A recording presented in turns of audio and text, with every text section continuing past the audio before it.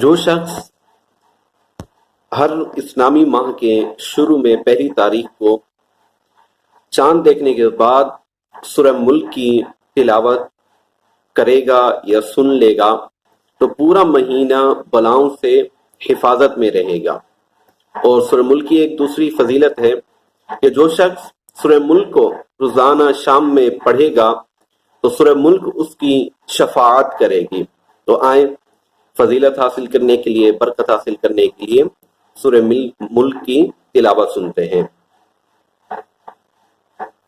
بسم اللہ الرحمن الرحیم۔ تبارک الذی بیدہ الملک وهو على كل شيء قدير الذي خلق الموت والحياة ليبلوكم أيكم